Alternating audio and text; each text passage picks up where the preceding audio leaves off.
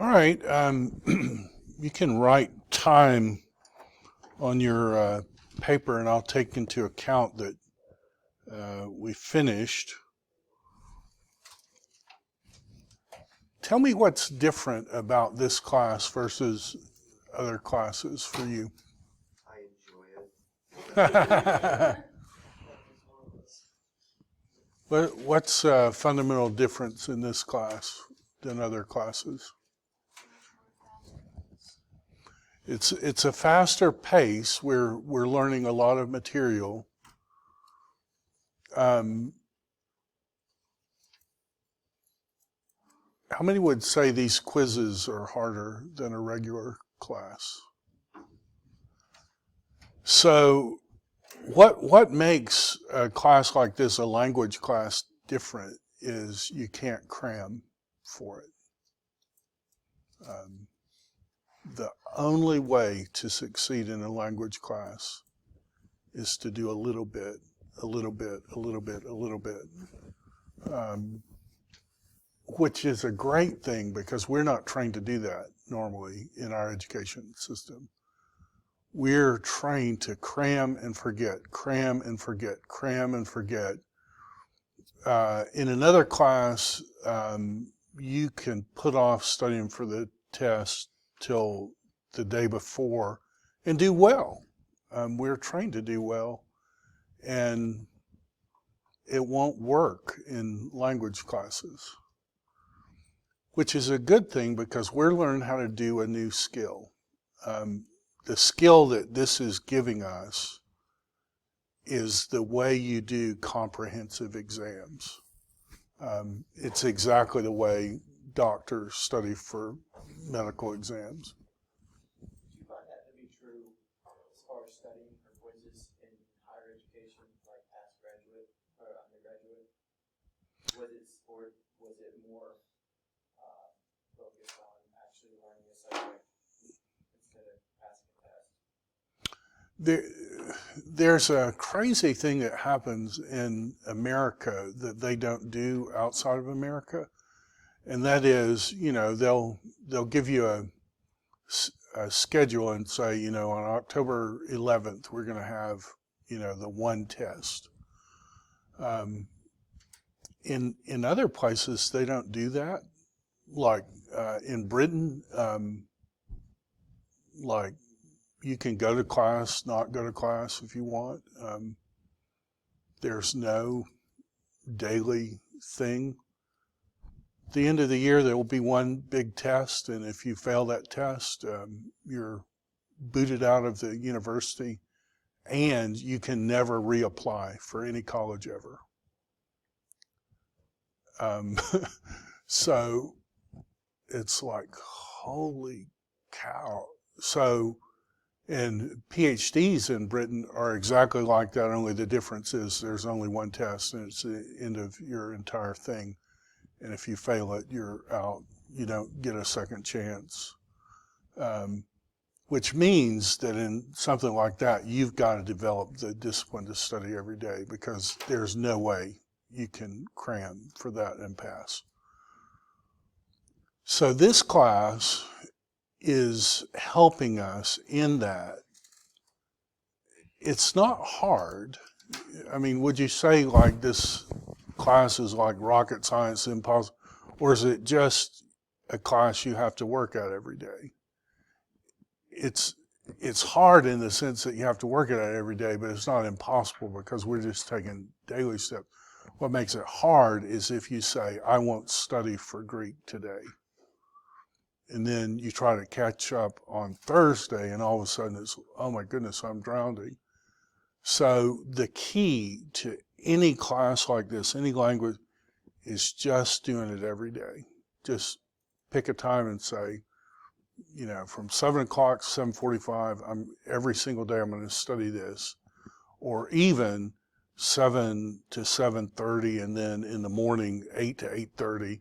The more different times you can do that.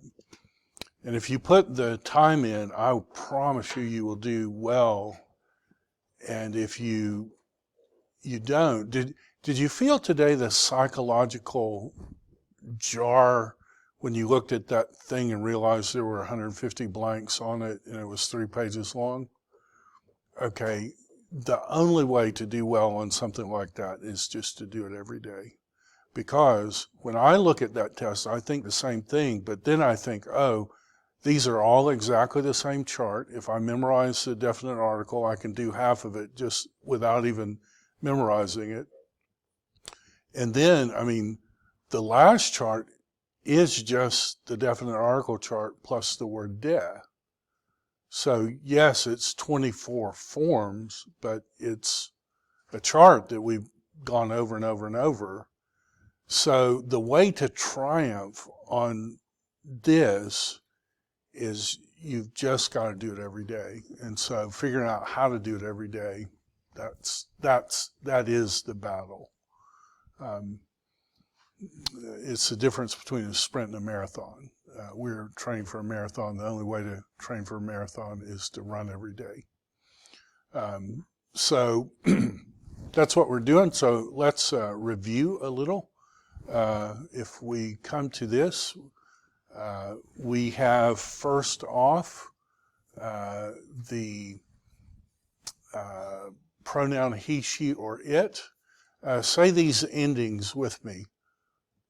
Os, u, o, on, oi, own, ois, oos. A, ace, a, ain, I, own, ice, os. Ah, u, o, own, ois, ah. When I think of this, you know, the plurals are always the same in the masculine and the neuter. The feminines always have some kind of A-class vowel in it. These pronouns do what the definite article does. Instead of being ton, it's ta. And then otherwise it's exactly the same as the adjectival chart. So if you memorize the adjectival chart, then by default you have this chart already. If you haven't memorized the adjectival chart, this chart becomes very difficult because it's 24 endings. Okay, say these endings with me. Os, u, o, on, oi, own, ois, oos. A, ace, a, ain, I, own, ice, os. Ah, u, o, own, ois, ah. What's the difference between this chart and the previous chart in terms of endings? 0. Now I have to remember the rule that in the demonstrative pronoun, it does exactly the same as the definite article does, in that the nominative masculine singular, the nominative feminine singular, the nominative masculine plural, the nominative feminine plural don't have the T. All the rest of them have the T. And then I have to remember the rule, if it has an A sound on the end, it has an A sound in the middle. If it doesn't have an A sound in the end, then it has an O in the middle. If you know those two rules, then you can do that chart without memorizing the chart, right? Because it's exactly the same as the definite article. And then those funny things with A sounding endings will affect the interior of that. All right, say these endings with me. This is the word that. Os, u, o, on, oi, own, ois, oos. A, ace, a, ain, I, own, ice, os. Ah, u, o, own, ois, ah. What's the difference between this chart and the previous chart in terms of endings? 0. So if I can spell the word ecane, then I have the complete declension for the word that, right? So this is like free points, right? We've written 75 blanks, but in reality, it's the definite article chart with just tweaks to it, right? But if you don't have the definite article chart, you come to 75 blanks, and psychologically it's overwhelming because you think, I can cram 8 numbers. We all can cram 8 numbers.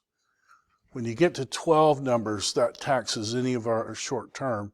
You try to get 100, it's impossible. So the way to do this is a little at a time to see the similarities and say, okay, I've got these charts.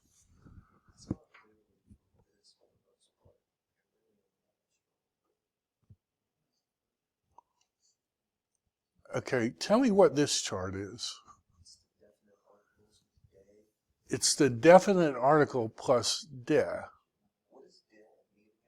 On the other hand, ha, de. The on the other hand. So what English word would that translate to? It's usually translating the following. Okay. There, the on the other hand. The on the other hand is what this word, and then it's ha, tu, to, ton, hoi, ton, tois, tus, hey, taste, te, tain, tai, hi, ton, tais, tas, ta, tu, to, ta, ton, tois, ta, and add de to it, and you've got. So that's 100 blanks were on that test, but in reality, it was one chart with tweaks.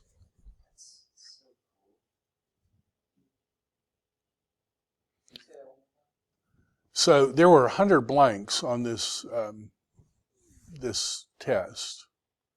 In reality, it was a definite article chart with tweaks, right? So how well do we have to get the definite article chart down? If you get that down, you start building, and the only way to handle this, to not be psychologically overwhelmed, is to say these charts are really the same chart. And I just have to learn the slight differences.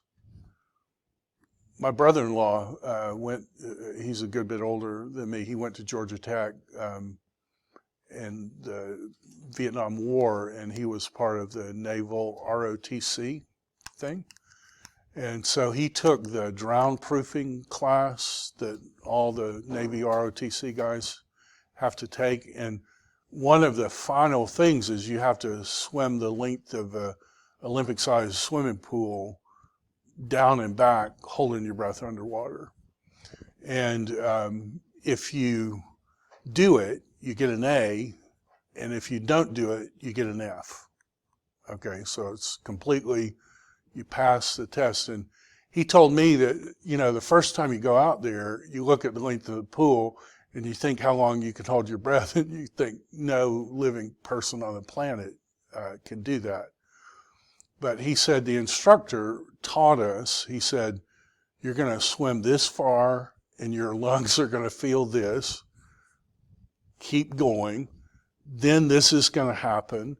And then when you come back about here, this is going to happen. But just keep going, then you'll go. And you could get an A in the class if you passed out and drowned and they had to bring you back. You could get an A that way too, So as long as you didn't voluntarily come up for air, you could pass even if you didn't quite make the test. So what we're doing in this class is the same thing. We're doing something really hard, okay? Everybody who's ever done this is hard. But the thing is, if you just do it every day, you just put the time in every day, yes, it's going to be hard, but you're going to walk in to the midterm and final, and you're going to be so happy because it's going to have 1,000 blanks on there, and you're going to own it because you've studied over and over. It's a test you're going to succeed in that you didn't cram for it. You studied for it. The midterm is the day before fall break. and then the final is whatever the syllabus says. And so what we're doing now is studying for the midterm and final. That's what all these things are. So like the definite articles, the irregular declensions. They're all going to be on there. And everybody who's ever taken one of these tests feels that way. But you're in the pool, your lungs going to burn here, but just keep, and I promise you, you're going to do well. I saw Connor first and then Daniel. I think you've said this before, but for sigma, if it's not at the, it's only like the S thing, if it's like the End of the word, that's right. And then if it was like in the Middle of the word, it's a medial, right. So how many, like all these charts are basically the same ending. How many different charts are there that we have to memorize? It's a significant number. I mean, it's a ledger size front and back. So by the time the year's over, we'll be able to fill out. You want to see it? Oh, that's right. Yeah, no, you put the midterm in the Dropbox. Yeah, the midterm is already there, so you can print it out and see. But don't do what our education system has taught us to do, and that is quit, right? Because if you quit, you're never going to learn the skill of triumphing over something really hard. And if you ever learn how to triumph over something really hard, then you're going to come to something hard in your life and say, I know how to do this. I have this skill. So this is the chart, okay? And J.R.R. Tolkien, C.S. Lewis, Joshua Lawrence Chamberlain, champion of Little Round Top, they all had this same exact chart and they learned how to fill it out. And you look at it, and that's actually only half of it. You know, there's the verbs on the other side. And you look at that and say, that's impossible. I cannot do that. And you're right. There's no way to cram for this. You just can't. But this chart is the same as this chart. This chart is the same as this chart. This chart's the same as this chart. This chart's the same as this chart. This is a different one. This is a different one, but they're related to this chart. These charts are related to this chart. This chart is related to this chart. This chart is exactly the same as this chart.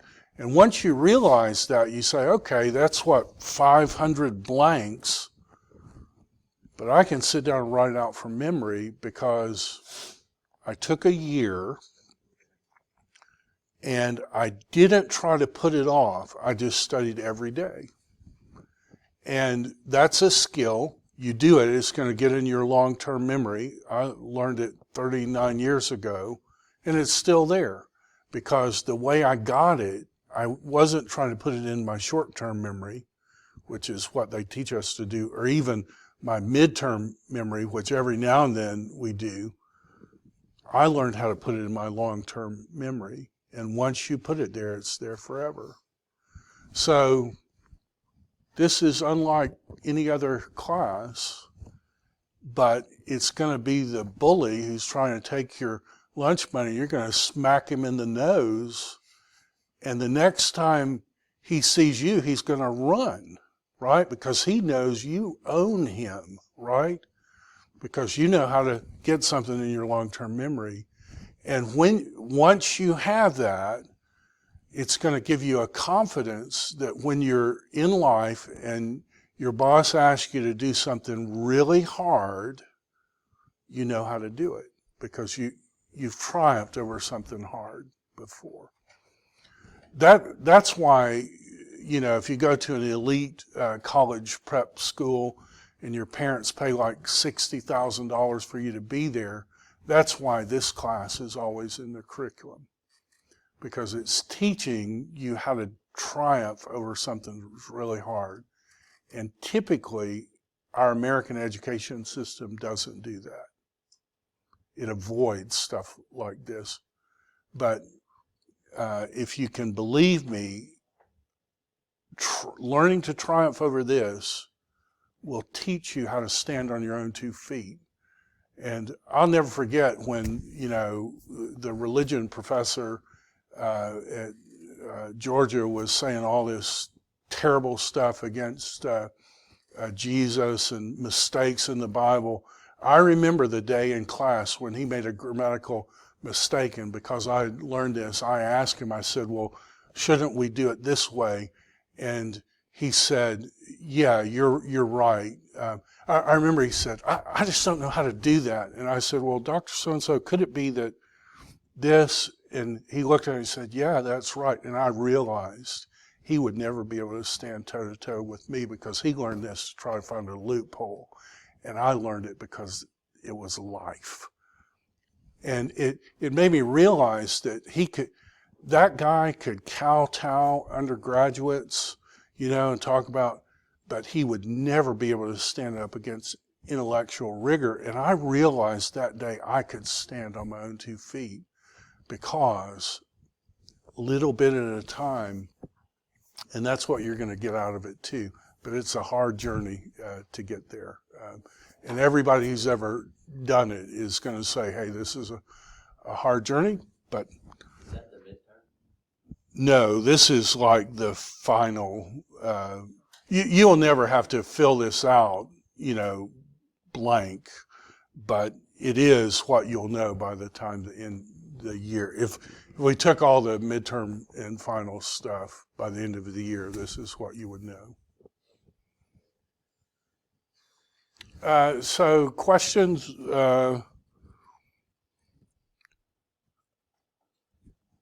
I don't want that to overwhelm you, but I do want that to convince you, hey, triumphing in this class is doing it every day.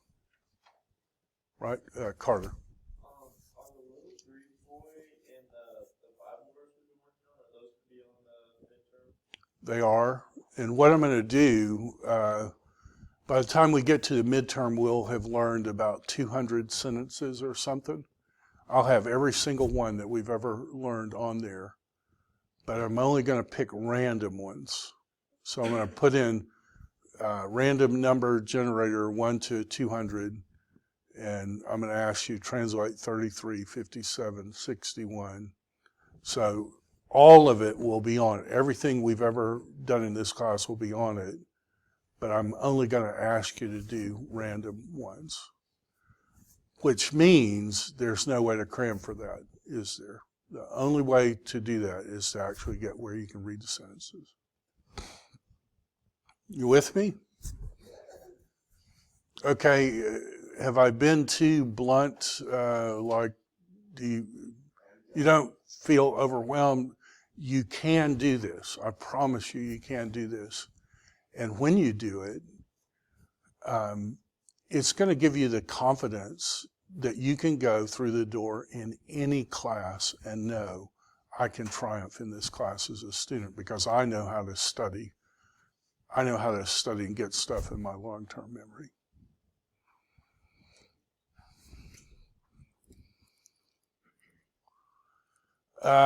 So let's just read a little.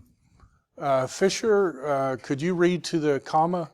I'll just call on people and read to the next major punctuation. So Fisher, can you read to the first one? And that says, good. Petra, could you do the next bit? Sure.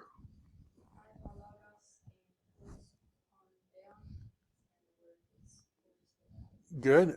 Vinny, could you do the next one here to there?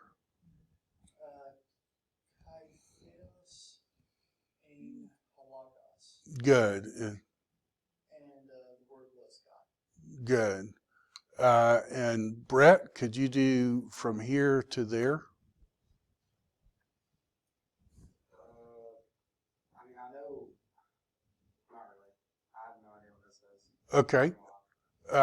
Cooper, can you do that? I do it in English. I know a few words in Greek. Okay, well, whatever you can do. Altos, right? Is that right? I would say hutos. You got your rough breathing there. Utos, and then is that NRK? NRK. NRK. Pros. Pros. And then Theo. Ton theon. Okay, and what does that say? So I know yesterday we talked about it. A lot of people translate it to he, but we translate it to it, right? Maybe. I think this is the one from today. Hutos halte tutos. So it's this man. Okay, this man. So this man was in the beginning.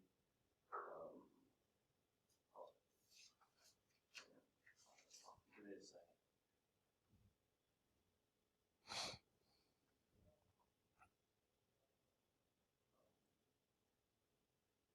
This man was in the beginning towards the God. Good. Andrew, can you do from here to there? Anta de alta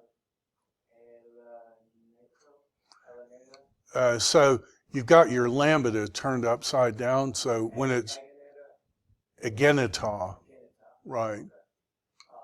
All things were made through him. Good. And Daniel, can you do this one? This one's actually the hardest one of all these sentences.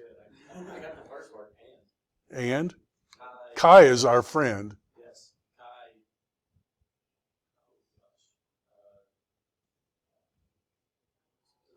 Chorus. Altu, I would say.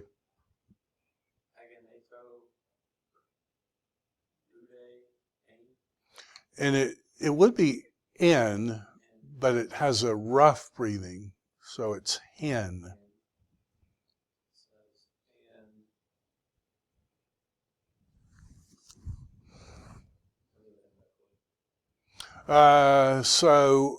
Chase, can you improve on that at all? And Apart from him, chorus altu. came about not one thing. Right, and uda is like not even, but not one thing. You do full marks if you do it that way. And then there's a debate. I mean, the Greek editors put the period here. Some put the period here and take this with that. I think this is the right way to do it, but Then what does Hong going to mean if it's with verse 3? Because if it's with, not verse 3, I'm sorry. If it's with the last part, then you could say, and apart from him came about not one thing that was made. which has come about, right? So that becomes a relative clause with this sentence. If you do it the way they've punctuated, this becomes a virtual subject Oh, that which came about in him was life. was life. Do they punctuate the same as we do? Like we use periods and commas and like Exactly the same. This is called a high point. Notice it's higher than that is our semicolon. Their semicolon is our question mark. But otherwise it's exactly the same. So Caleb, do you want to do from there to there? Hong Gordon and Alto Zoe Pain. Or ain maybe it's smooth breathing. So that which came about in him was life. Good. And Hannah, would you like to do from Kai to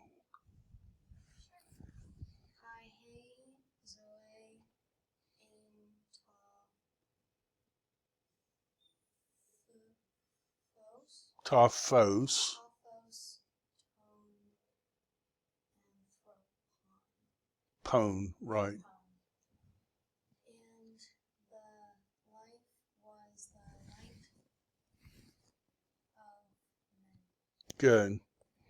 Kai tophos inte scotia fine, kai he scotia alta u catalabin.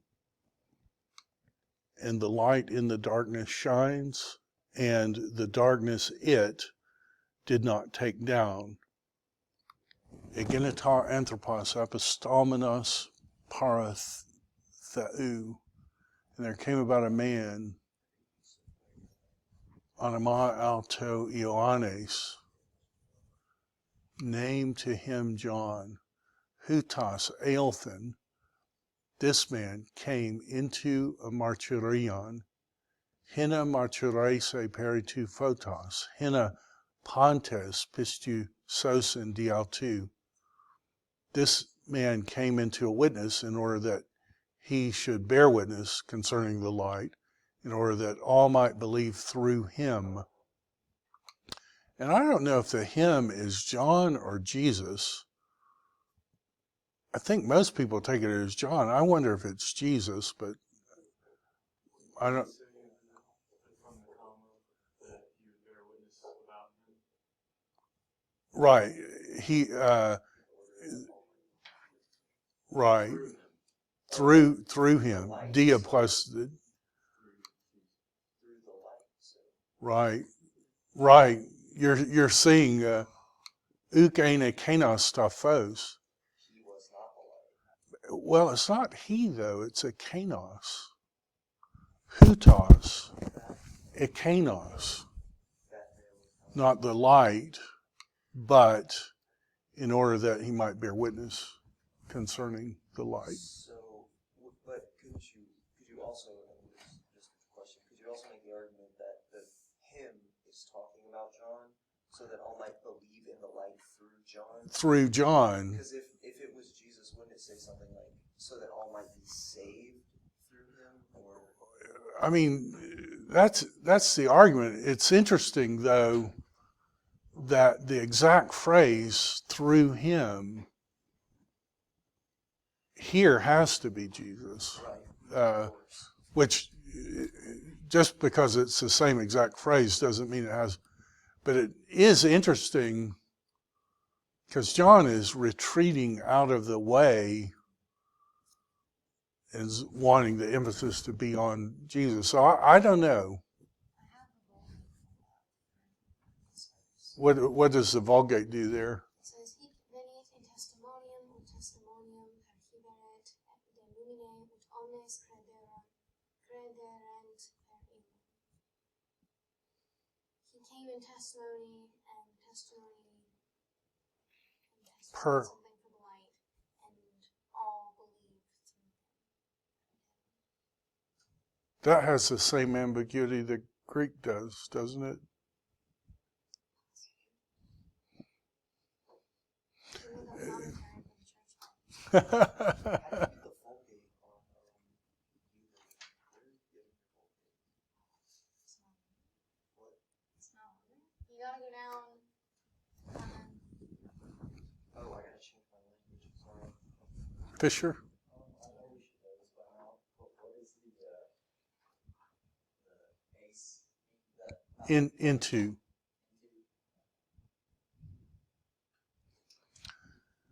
So we've got some easy words today. Para means beside, from beside, at beside, to beside.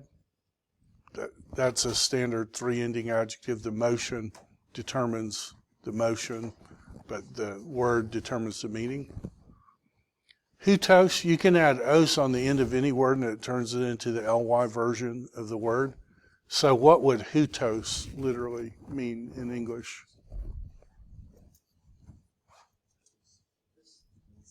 Thisly.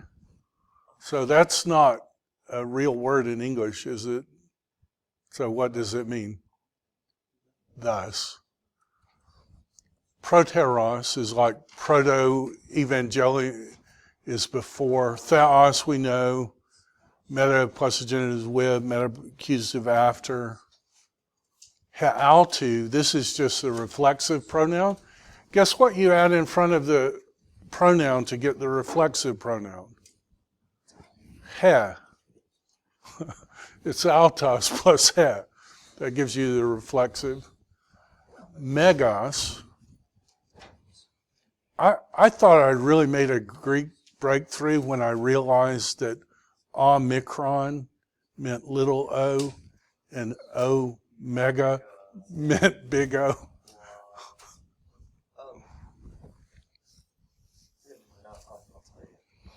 Uda we know already. Ekanos we know already. Tois hutos, we know hutos. And if you add toi to the front of it, it means such. Udes, we already know because Udin we already know. And apon is simply the aorist of Lego. But just because we kind of already know it, that doesn't mean skip studying it, right? It means firm all this up because it all's going on the test, and the only way we're going to triumph is if we just keep doing it every day. Does meta, like directly translate English words like metaphor? Yeah, metaphysics is what occurs after physics. After you talk about physical things, you talk about metaphysical things beyond or after. All right, and then the reading is from a little Greek boy. And this is new material, but it's the same words we've already had. So I'll leave you to do that together as a group, and that's what we'll do for 5B on Friday. All right? Thank you for your hard work.